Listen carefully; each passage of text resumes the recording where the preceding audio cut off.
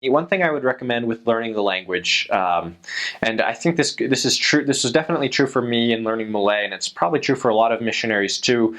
Is that there's a gap between learning how to speak a language, which is what you do in the MTC. You know, they teach you all these words and phrases that are useful to know, and then actually being able to understand and comprehend those words when they're being spoken to you. So I realized in the MTC, I put on a conference talk in Malay and realized I was like halfway through my MTC time. I was like, man, they're saying all of these words. I can't understand a thing they're saying.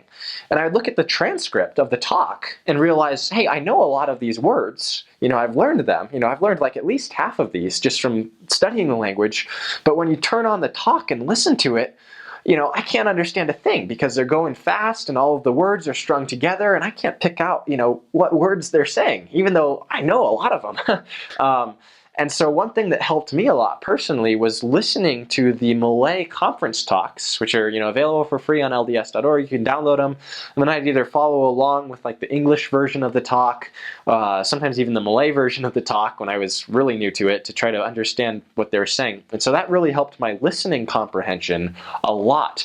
And so even when I got to Malaysia for language study every day, I would take these conference talks, the audio file, and plug them into our little DVD player that we had in our apartment.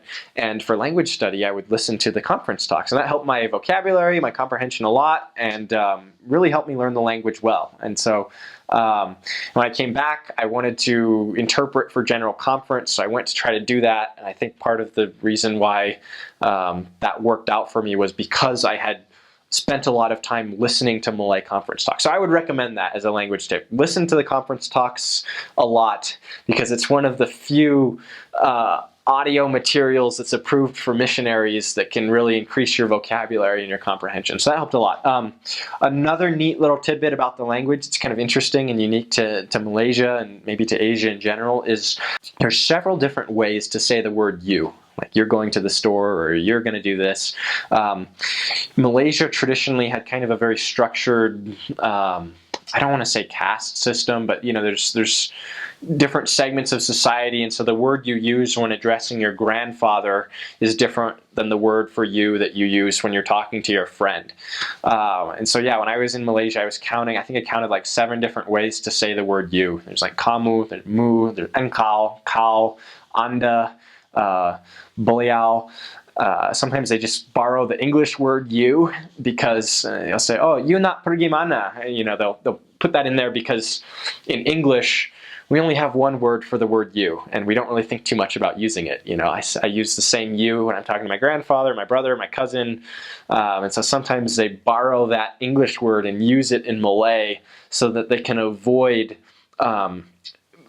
using a Malay word for you, which might carry an awkward social connotation or might have, might not be very comfortable for them to use.